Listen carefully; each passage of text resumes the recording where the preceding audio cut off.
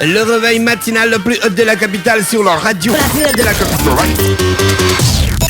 Du lundi au vendredi, de 7h à 10h, reçoit. Sur la radio la plus haute de la capitale, on reçoit notre deuxième invité ce matin. Lui, c'est Olivier Meunier-Minsa, voilà, de Job Gabon, qui est avec nous dans le Da Fresh Morning, le réveil matinal le plus haut de la capitale sur la radio la plus haute de la capitale. Merci à tous les auditeurs bien connectés, ceux qui prennent plaisir à partager ces moments avec nous et qui nous envoient des WhatsApp au 02 54 24 24. Avec lui, on va un peu parler du monde de l'emploi, voilà, et des activités de Job Gabon. Olivier, bonjour. Bonjour, comment tu vas ce matin? Je suis dans le même état que la conscience sociale nationale, et qui est dominée par la séquence politique que vous connaissez. Aujourd'hui, on va plutôt parler d'emploi que de politique. C'est plus important. De politique de l'emploi qui s'intègre dans la politique générale du pays. D'accord. Alors, Olivier, tu vas définir ton exposant en combien de parties? Il y a 4 gros moments. D'accord. Mais normalement, c'est une émission qui peut prendre 3, 4, 5, 6 mois, quoi. Mais on va essayer de mais donc on peut aller étape par étape. Ouais, il y aura 4 grands moments. On va aborder les questions liées au contexte macroéconomique dans lequel le marché s'articule. Ensuite, on fera un petit rappel rapide historique pour comprendre l'évolution du marché. C'est-à-dire, on regarde dans le rétroviseur, on se projette dans l'avenir et puis on parle du moment présent. La marche de l'humain, le dynamisme humain, passé, présent et futur. Ensuite, on parlera à proprement parler de quelques-unes des principales caractéristiques du marché du travail, avant de conclure sur l'actualité sur les questions de l'emploi au Gabon, notamment sur les questions liées à l'inadéquation emploi-formation, mais aussi sur l'enquête réalisée sur le niveau de rémunération dans le secteur privé, et enfin l'introduction d'un délai de carence de 6 mois lorsqu'on veut recourir à la main-d'œuvre étrangère au Gabon. D'accord, ok. Donc on va commencer par le contexte macroéconomique. Bon. C'est important de commencer par le contexte macroéconomique parce qu'il est difficile de saisir les pulsations de notre marché du travail sans contextualiser. Ouais. Parce que le poisson ne vit toujours que dans l'eau, y compris dans un aquarium. Bon, le contexte macroéconomique, tout le monde le connaît, c'est pas nouveau ce que je veux dire. Nous sommes dans un système qui est fortement inspiré par le modèle français, celui de l'ancienne puissance coloniale, dont nous devons malheureusement avouer que nous vivons avec une certaine dureté, des difficultés, et profitons assez peu des avancées. Le système économique dans lequel nous sommes, notre modèle, lorsque vous le disséquez, vous vous rendez assez rapidement compte qu'au fond, dans une certaine mesure, il sert à améliorer en toute sécurité par tout un ensemble de procédés la production capitaliste étrangère. Ouais. Je vais y revenir dans le développement ultérieur. Ce qu'il faut savoir, c'est un truisme de le dire aujourd'hui, mais notre économie dépend essentiellement de la manne pétrolière. Même si depuis quelques années, nous avons amorcé une diversification de notre économie. Pour l'année 2015, j'ai les chiffres, le pétrole, ça représentait encore 40% des recettes budgétaires, 70% des exportations et 20% du PIB. Donc les autres secteurs importants de notre économie, vous les connaissez, c'est le bois, 5,5% du PIB, le manganèse, 4,3% du PIB, et puis vous avez le secteur tertiaire qui représente 28% du PIB, mais qui lui-même encore dominé par la commercialisation des produits pétroliers, les télécommunications, mais aussi dans une certaine mesure l'immobilier. Pour le taux de croissance, la même année, c'est important, 2015, nous avions un taux de croissance autour de 4%, qui est lui-même, cette croissance est elle-même assez peu créatrice d'emplois. Pourquoi ? Parce que c'est une croissance qui est fortement indexée sur la vente de matières premières. Ouais. Le premier constat, c'est que lorsqu'on regarde bien le fonctionnement de l'économie, cette économie est dominée par les opérateurs économiques étrangers qui sont placés essentiellement sous l'angle de la rentabilité économique immédiate et dont les intérêts, tout naturellement, ne convergent pas nécessairement avec ceux de notre pays. L'enseignement qu'il faut en tirer, c'est qu'il faut que nous cessions de percevoir l'entreprise capitaliste sous l'angle du social, parce que au fond, c'est pas sa vocation première. Bon, j'ai discuté avec des gens qui m'ont laissé entendre qu'effectivement, de plus en plus d'entreprises citoyennes investissent les activités du social. C'est un fait, je ne le nie pas, mais les budgets consacrés au sponsoring, au mécénat restent relativement faibles et diminuent chaque année. Dans la vérité, dans la pratique, au quotidien, une entreprise, vous qui êtes chef d'entreprise d'affaires, vous le savez très bien, une entreprise, ça fonctionne comme une banque. Ça fait de l'argent pour elle-même. Bien sûr que ça crée des richesses, mais ça n'en distribue pas de façon proportionnelle. Ça, c'était le premier aspect. Le deuxième grand aspect, c'est le problème de la monnaie. C'est pas un problème, mais c'est la question de la monnaie, le franc CFA. Le franc CFA n'est pas notre propriété. C'est une monnaie qui a été qui est fabriquée à Chamalières, dans une ville proche de Clermont-Ferrand, dans le centre de la France. Elle a été la monnaie a été qu'est-ce que je peux dire? Elle a été conçue par le général de Gaulle en décembre 1945.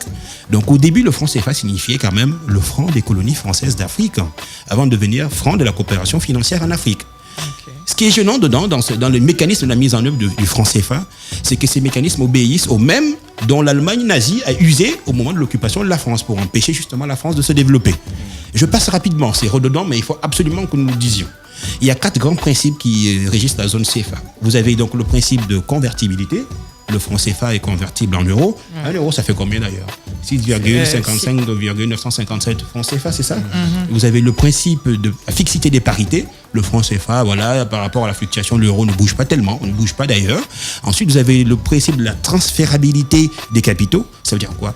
Les entreprises étrangères qui sont présentes dans notre pays ont la possibilité de rapatrier leurs capitaux, mais aussi leurs bénéfices librement dans leur pays d'origine. Ouais. La conséquence, c'est la difficulté pour les pays de la zone CFA de se constituer ce qu'on appelle une épargne nationale solide, donc de s'autofinancer. Conséquence immédiate, le recours à l'endettement. Et le dernier mécanisme, le dernier principe, c'est celui de la centralisation des échanges, qu'on appelle vulgairement, quotidiennement, les comptes d'opération. Je m'explique. Les pays de la zone CFA ont l'obligation de stocker, entre 1973 et 2005, ils devaient stocker 65% de leurs avoirs extérieurs et de leurs recettes d'exportation dans un compte d'opération qui se trouve au Trésor public français.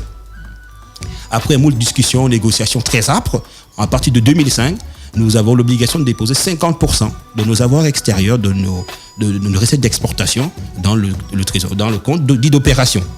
Or, tous les souverainistes du monde vous le diront. C'est pas une grande révélation que je vais vous faire.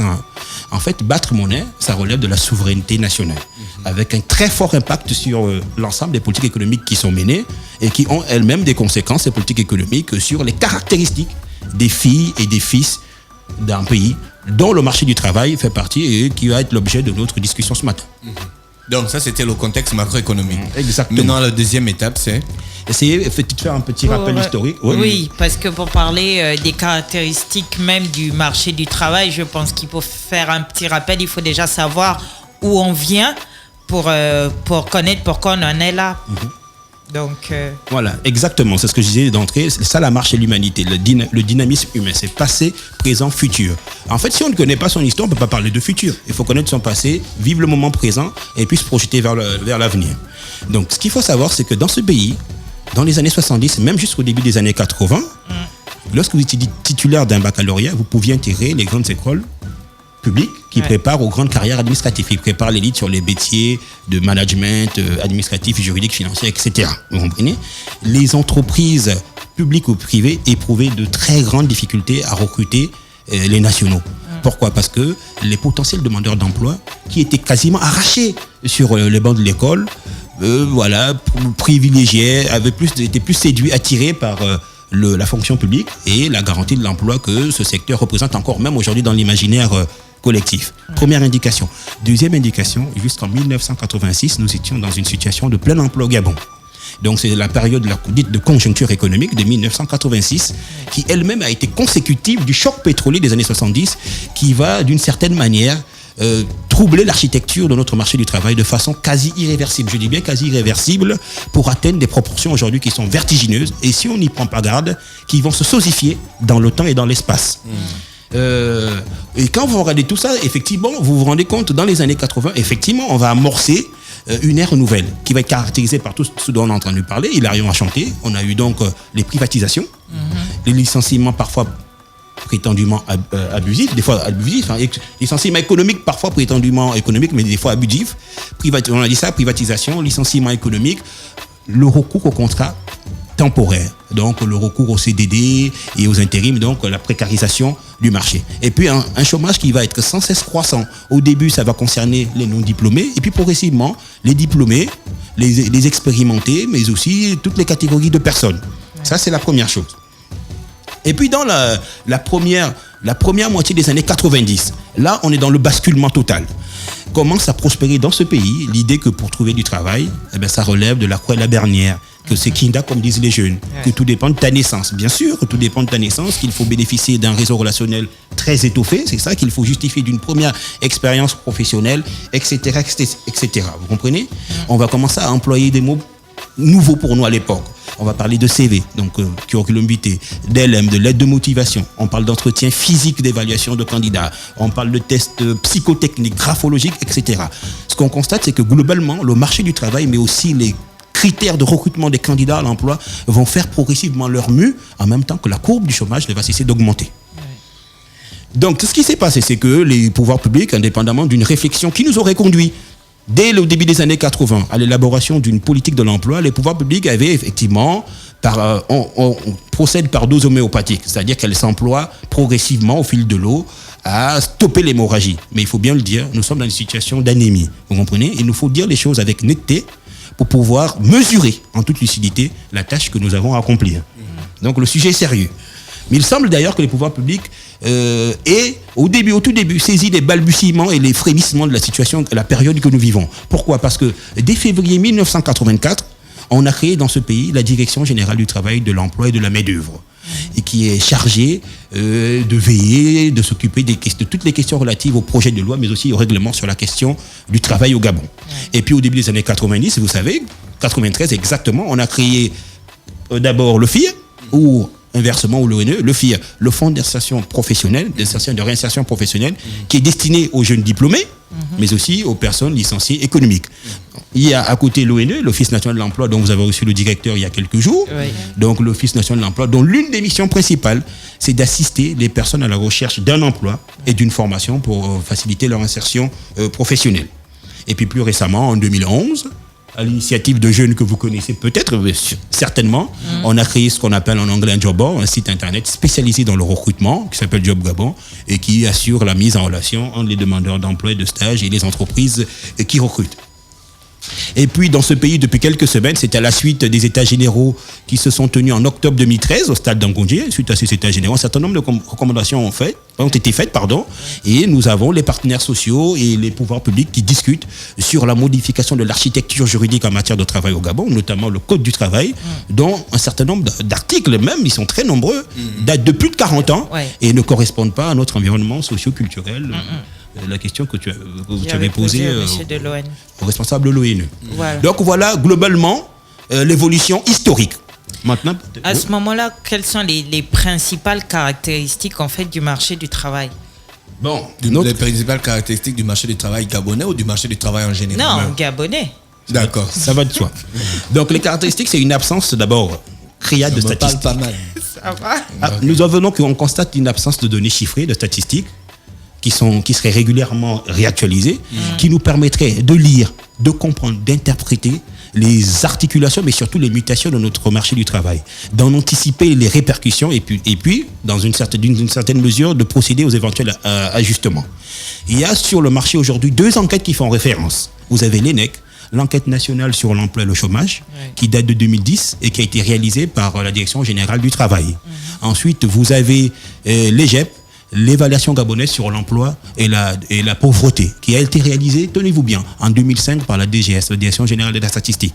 Donc les 2 principales enquêtes sur lesquelles repose toute l'architecture, toutes les analyses sur les questions de l'emploi au Gabon datent respectivement de 11 ans et de 6 ans. En matière statistique, on est presque dans l'antiquité égyptienne. Hein. Vous comprenez?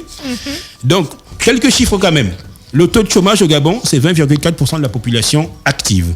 Chez les 16-35 ans, la majorité de la population, nous sommes à 34%, avec une durée moyenne du chômage qui est à 6 ans. Je me répète, donc... ces éléments que tu es sur la date des enquêtes que tu as... L'ENEC, ça c'est la... viens de préciser. Oui, l'ENEC, enquête de 2010. Donc voilà. Donc je voulais dire que nous sommes dans une situation de massification progressive du chômage, à l'instar de la plupart des pays de l'Afrique subsaharienne, qui touchent tous les profils, qui touchent aussi bien les diplômés et les non diplômés, les seniors comme les juniors, les inexpérimentés comme les chevronnés. Ce qu'il faut dire, c'est un autre constat sur le marché du travail, c'est que notre système éducatif, notamment sur les aspects de formation professionnelle, les aspects de formation continue, prépare relativement peu à l'entrée sur le marché du travail. Pourquoi ? Parce que l'offre de formation me semble, dans une certaine mesure, inadéquate par rapport à la vision politique des nouvelles autorités, donc ce qu'on appelle à l'orientation des faits économiques. 2, inadéquation, pas vraiment inadéquation, j'aime pas tellement l'expression, en déphasage par rapport aussi, effectivement, aux besoins main-d'œuvre des entreprises. Vous comprenez? Donc, ce qui se passe, c'est que, comme dans tous les pays du monde, on fait un constat qui est simple. C'est que l'offre, les besoins, les exigences en ressources humaines des entreprises évoluent beaucoup plus vite que l'offre de formation. Aujourd'hui, dans notre pays, ça dépend des profils, vous me direz, mais globalement, l'obtention d'un diplôme et la maîtrise d'outils techniques, les langues étrangères, les logiciels informatiques, n'offrent plus de garantie absolue pour l'insertion professionnelle. Vous comprenez? On a de nombreux demandeurs d'emploi qui se voient souvent proposer des contrats temporaires, de nature précaire. Et effectivement, ces contrats évoluent en de rares exceptions vers des contrats permanents. Le constat que nous faisons, c'est que les demandeurs d'emploi effectuent des fréquents allers-retours entre contrats précaires et chômage. Ce qu'il faut quand même noter, c'est que ces contrats temporaires, dits précaires, non pas dit, temporaires mais précaires dans leur essence, sont une valeur ajoutée pour les jeunes diplômés. Pourquoi? Pour 3 choses essentiellement. Parce que pour les jeunes diplômés, c'est l'occasion de perdre sa virginité professionnelle. Ça favorise donc la familiarisation avec l'environnement professionnel, mais aussi c'est une transition vers un hypothétique emploi permanent. Ça, c'est première indication. La deuxième chose, c'est le marché lui-même. Notre marché du travail, il génère assez peu d'emplois, au fond. Il faut bien le dire. Je vous ramènerai les chiffres la prochaine fois sur les 2 premiers trimestres de l'année 2016. Des chiffres faits par qui? Les chiffres qui ressortent de nos études. Donc le croisement des données de l'Union, le croisement des données statistiques du job board, et puis voilà tout ce qui concerne les offres d'emploi qui peuvent être en circulation sur le bassin national. C'est bon, ça vous convient? Donc le marché, il y a assez peu de création de postes. Pourquoi? Parce que le tissu économique lui-même est relativement faible, même si comme on a dit tout à l'heure, on est dans une phase de diversification, dont on percevra les fruits beaucoup plus tard. Vous comprenez? En plus, il y a le problème de nos TPE et de nos PME. TPE, toutes petites entreprises, PME, petites et moyennes entreprises, qui, dans la plupart des pays qui connaissent des croissances et qui créent des emplois, je prends l'exemple allemand, l'exemple danois dans une moindre mesure, mais même l'exemple américain. Donc les TPE et les PME, ce sont elles qui supportent la croissance et qui créent des emplois. Or, dans notre cas de figure, les TPE et les PME, elles sont contrariées par un environnement des affaires dont nous devons accélérer l'assainissement. Assainissement en termes de modalités de recours au crédit, par exemple, modalités de financement, d'accès à la commande publique, mais aussi en termes de législation. L'autre constat, c'est que les grosses entreprises, les majors, qui chaque année réalisent dans notre pays des bénéfices colossaux, créent assez peu d'emplois. Pour la plupart du temps, elles procèdent à ce qu'on appelle des remplacements suite à un départ à la retraite, à un décès, à une démission, etc. J'ai un exemple. Le secteur pétrolier, qui est dominé par les majors, représente seulement 5% de l'emploi au Gabon. Oui. Donc, l'autre constat que nous faisons sur les mouvements du marché du travail, c'est concernant les seniors. Pour nos parents et même pour nos grands-parents, le contrat de travail était quasiment conclu à vie. Les gens pouvaient envisager de rester 20, 30 ans, 35 ans dans la même entreprise. Dans le contrat, la dimension affective, dans la relation que le salarié entretient avec son entreprise, la dimension affective avait une place prépondérante, quels que soient les aléas professionnels par ailleurs. Depuis 10, 15 ans, on observe une instabilité, une précarisation du marché du travail. Oui. Le CDD, donc le contrat à durée déterminée, tend à devenir progressivement la norme. Aujourd'hui, j'ai mené une petite enquête avec Sandrine, ma collègue. Aujourd'hui, 7 salariés sur 10 sans CDI sont passés par un CDD. Donc, dans l'esprit, dans la philosophie de nombreux responsables de ressources humaines, des jeunes dames et des jeunes femmes qui se sont réappropriées la fonction en raison de leur maîtrise du métier et de leur formation. Donc, dans leur esprit, le CDD est conçu fondamentalement comme une période d'essai. Au fond, c'est un contrat qui a été vidé de son principe et de sa vocation. Le recours au CDD s'explique. Qu'est-ce qu'ils nous disent, ces responsables de ressources humaines? Le recours au CDD s'expliquerait par la complexité administrative des modalités de conclusion, d'exécution, mais aussi surtout de résiliation du CDI, du contrat à durée indéterminée. Donc sur le site Job Gabon, vous qui êtes intéressé par les données, sur le site Job Gabon, une offre d'emploi sur 2 correspond à un CDD. D'ailleurs, même à l'époque où le directeur général de l'ONU, M. Ivala, était responsable du syndicat du pétrole, ce syndicat pétrolier très puissant dans le pays avait adressé une lettre ouverte au président de la République, Ali Bongo Ondimba. C'était dans le journal Écho du Nord, le numéro 130 de l'année 2012, si ma mémoire ne me trahit pas. Et dedans, ils avaient mentionné le caractère abusif de la plupart des contrats CDD qui entretiennent la précarité de l'emploi. Donc, il y a donc un processus de normalisation de CDD. Le CDD qui porte donc comme ADN la précarisation. La conséquence majeure de cette précarisation des salariés, c'est que la fidélité à l'entreprise, les salariés ne s'identifient plus culturellement à leur entreprise. 7 salariés sur 10, c'est le même chiffre, qui sont en entreprise physiquement, sont en veille. La règle maintenant aujourd'hui, c'est je suis physiquement dans l'entreprise, mais mon CV se trouve sur Internet. Voilà, je continue à chercher, Donc, voilà. à mettre des demandes. Voilà, les salariés ne conçoivent plus de rester 30, 20 ans, 35 ans dans la même entreprise, même s'il faut bien le réaffirmer. La conscience professionnelle reste effective. Ce qui a changé, c'est que le contrat moral, qui était consubstantiel au contrat de travail, n'existe plus. Vous comprenez ? Donc, qu'est-ce qui peut bien motiver les mobilités inter-entreprises ? Eh bien, les mobilités inter-entreprises, elles sont motivées par la recherche soit de ce qu'on appelle de bons en avant, soit de sauts parallèles.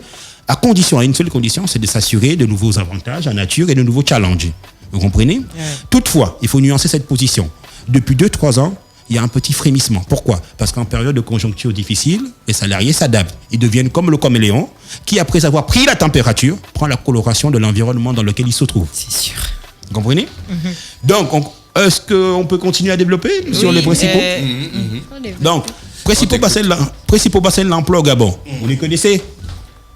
Libreville, Port-Gentil, Franceville, Banda, voilà. Donc ça représente 70% de la population active occupée. La fonction publique sur le territoire national, c'est 21% de la population active occupée. La fonction publique aujourd'hui, c'est autour de 100 000 agents, vous comprenez ?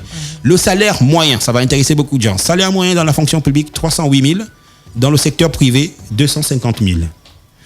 Oui. Les secteurs les plus prisés, bon, tout le monde les connaît. Pétrole, banque assurance, BTP, télécommunications, etc. Bon, il faut peut-être expliquer. Aujourd'hui, on constate une très forte mobilité géographique des demandeurs d'emploi. C'est-à-dire que les gens acceptent des opportunités dans les villes où ils n'ont pas d'attache à l'origine. D'attache culturelle, sentimentale, émotionnelle, etc. Voilà. Donc, la région la plus prisée, vous savez bien, c'est le bassin d'activité de Port-Gentil. Pourquoi ? C'est en raison de la présence des grosses firmes du pétrole et des salaires mirobolants qu'elles proposent à l'entrée. D'ailleurs, quotidiennement, comment on appelle les salariés du secteur pétrole ?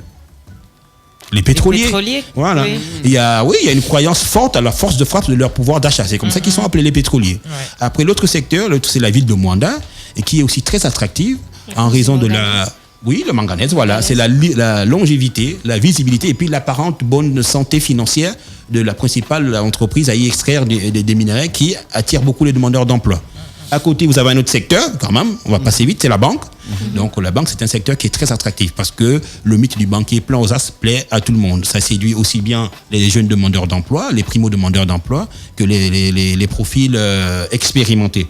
Pourquoi ? Parce que dans la mémoire collective, la banque, ça renvoie à l'idée de prévoyance, de protection, de crédit avec un remboursement à taux quasiment zéro, de crédit cadeau. Pourquoi ? Parce que dans un environnement comme le nôtre, depuis 15, 20 ans, voire même 30 ans, où le niveau de vie, la cherté de vie n'a cessé d'augmenter, aujourd'hui, la possibilité, l'éventualité de contracter un crédit et de rembourser à de très faibles taux, ça devient même déterminant dans le choix du secteur d'activité dans lequel on souhaite soit démarrer sa carrière, soit de la poursuivre. Oui. C'est bon ? Donc, on a aussi le BTP qui marche, qui est très attractif parce que le chantier nous semble immense et infini. Et puis surtout, les pouvoirs actuels, les pouvoirs publics aujourd'hui, on accorde une place de choix à ces secteurs compte tenu du niveau d'infrastructure que nous avions au début du septennat, donc autour de 2009. Et puis l'industrie du BTP a ceci de particulier. Les moyennes de salaire sont relativement élevées par rapport à d'autres secteurs d'activité. J'ai fait une petite étude. Pour un ingénieur ou un bac plus 5 débutant, vous avez un niveau de rémunération moyen, donc salaire moyen 650 000 francs net pour un débutant, bac plus 1, alors que dans le secteur banque assurance, il est de 500 000 francs CFA net. Vous comprenez ?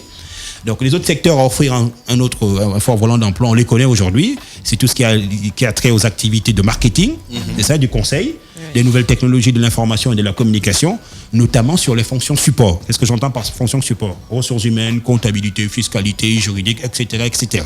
Sur ces activités, je vais y revenir, sur ces activités, il n'y a absolument pas une adéquation emploi-formation. Par contre, ce qu'on constate, et c'est que un certain nombre d'entreprises ne prennent pas en compte, comme on l'a dit tout de suite, l'environnement socioculturel sur les aspects qui sont liés à l'âge moyen d'obtention du bac dans ce pays, qui est de quel âge ? 23 ans. 23 ans, on va dire. Bien sûr. Non, mais ça c'était avant. Tu penses que c'est toujours le cas ? C'est une donnée de 2013 que j'ai. L'âge moyen d'obtention. Moyen. vous avez des gens qui ont le bac peut-être à 15, 16 ans, et puis vous avez qui sont beaucoup plus âgés. Non, l'âge moyen, c'est 23 ans. La France, c'est 17 ans. Et puis l'équivalent en Angleterre, c'est pas le bac, l'équivalent du baccalauréat en Angleterre, c'est 16 ans. Vous comprenez? Donc on ne prend pas en compte l'âge moyen d'obtention du bac, on ne prend pas en compte le niveau d'expérience des trentenaires, on ne prend pas en compte le niveau de la rareté des stages, etc., etc. Et puis, le dernier levier, le dernier secteur qui offre un fort volant d'emploi aujourd'hui, ce sont les agences qui ont été créées par les pouvoirs publics en 2009. Ces agences recrutent des profils hétérogènes sur les différents métiers qui existent. À ce moment-là, on peut revenir sur le problème de l'inadéquation. Voilà. Ouais, pour terminer notre séance d'aujourd'hui. Oui, mais ça va aller vite parce que l'actualité est très importante parce que c'est elle qui permet de faire ce qu'on appelle de la prospective, vous comprenez, et pas nécessairement de la rétrospective. Donc l'inadéquation emploi-formation aujourd'hui, c'est ce que je considère, c'est le leitmotiv des experts, des spécialistes, des gens qui interviennent sur les questions de l'emploi. L'inadéquation emploi-formation. Le souci, c'est que dans tous les pays du monde, retenez ça, dans tous les pays du monde, il y a nécessairement une adéquation emploi-formation. Pourquoi? Parce que les métiers, la technologie évolue beaucoup plus vite, c'est ça, non? Que le système de formation. Il peut aussi avoir une adéquation emploi-formation parce que les profils sont tout simplement rares, ou bien en raison de la pénibilité, de la dangerosité de certains métiers, mais aussi en raison du tempérament national. Un exemple, la France, notre très chère mère patrie. Vous voyez, c'est un pays développé. Mais pour l'année 2014, c'est 400 000 postes qui ne sont pas pourvus. Dans les métiers de la bouche, de la restauration, d'aide à la personne, même dans l'informatique. On fait venir des Indiens pour venir exercer dans le métier de l'informatique en France. Dans le BTP également, on fait venir les gens du Portugal et même d'Afrique subsaharienne. Vous comprenez? Donc, au Gabon, nous disposons... Quel est le nombre de postes concernés par l'inadéquation emploi-formation? Je veux avoir les chiffres. Quelles sont les caractéristiques et la typologie des postes? Nous n'avons qu'un chiffre aujourd'hui, vous comprenez? Par contre, ce qu'on observe, c'est une pénurie, une absence d'ingénieurs d'un certain type. Mais surtout, moi je vois une pénurie de profils sur les métiers à technicité pointue, mais aussi sur certains métiers liés au domestique. Oui. Vous comprenez? Il y a des nouveaux métiers de nounou, mais aussi des métiers comme pizzaiolo, de community manager. Mais community manager, ça concerne un peu tous les continents parce que avec la montée d'Internet, on a aussi quelques besoins sur les métiers liés à la plomberie, la maçonnerie, à l'électricité, au métier de couvreur, de tourneur, etc. Et puis, il y a aussi effectivement une pénurie de profils sur les chauffeurs PL, poids lourds, qui sont détenteurs du permis CDE. Depuis 4 ans, on a fait une étude sur 4 ans. Le secteur qui concentre le plus grand nombre d'opportunités aujourd'hui, c'est l'hôtellerie. Okay. Ah oui, c'est l'hôtellerie. Là, dans ce secteur, je dois vous le concéder, il y a effectivement une adéquation emploi-formation. Pourquoi? Parce que les formations en hôtellerie sont relativement nouvelles. De plus, j'ai fait une étude. Depuis 2009, ils sont autour de 5%. Chaque cuvée du bac, ils sont autour de 5% seulement à embrasser les filières d'hôtellerie. Donc, formation relativement récente, assez peu de candidats dans ces filières-là. Et surtout, c'est un secteur particulier qui demande d'avoir effectué des stages d'exécution pour arriver à un certain niveau de management. Vous comprenez?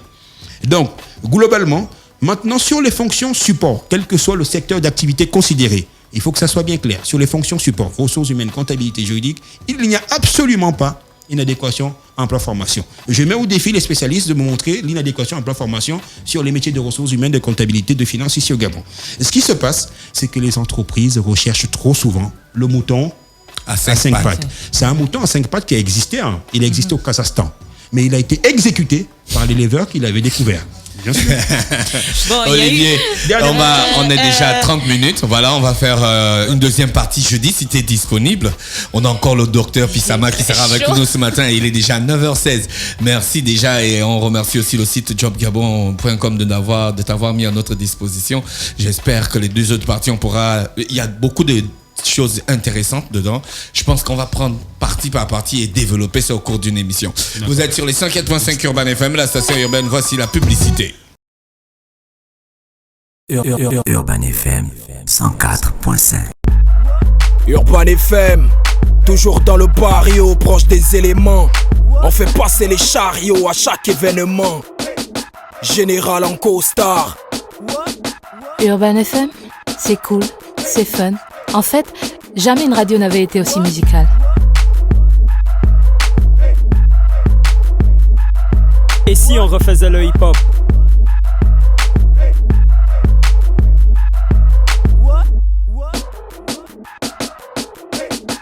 L'équipe nationale de la FM. C'est 100% musique urbaine, c'est notre radio préférée. Urban FM, je te kiffe. Toutes mes exclusivités et toute mon actualité, c'est sur Urban FM. C'est frais, c'est maintenant et c'est pour des générations. Urban FM 104.5.